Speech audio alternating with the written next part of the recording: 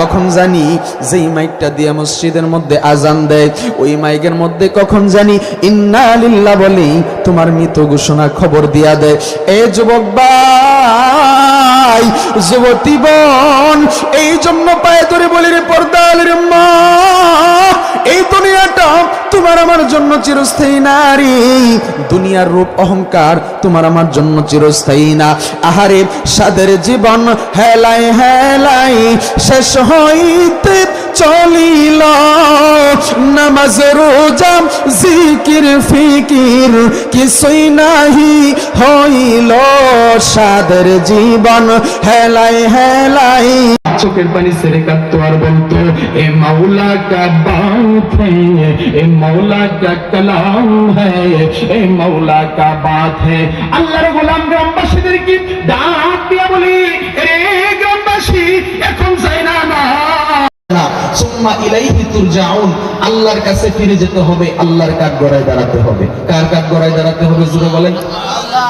আল্লাহ বলেন বান্দা বান্দি, আমি আল্লাহ তোমাকে দুনিয়াতে পাঠাইলাম, আমি আল্লাহ তোমাকে আমার ইবাদত আমার গোলামি করার জন্যই তোমাকে পাঠাইছি। আমি আল্লাহ যে নিয়ে সিনিয়র মুহাদ্দিস জামিয়া মাহমুদিয়া মাদ্রাসা গাজীপুর আরো বয়ান পেশ করবেন হযরত মাওলানা মুফতি শাহ মোহাম্মদ ফেরদৌস মোমিন সাহেব চেয়ারম্যান।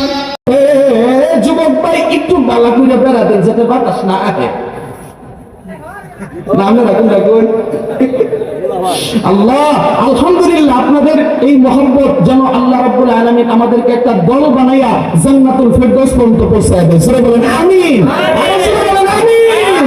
আমি আল্লাহ তোমাদেরকে জানাই দিলাম, পাঁচটা গুণী যখনই গুণান্বিত হইতে পারবা, আমি মালিকের দরবারে মুমিন বান্দা বান্দি হইতে পারবা। পাঁচটা গুণ কি কি রে বান্দা?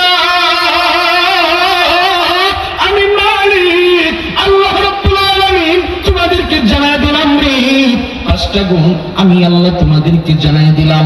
ইন্নামাল মুমিনুনা আল্লাযীনা ইযা যুকিরাল্লাহু ওয়াজিলাত কুলুবুহুম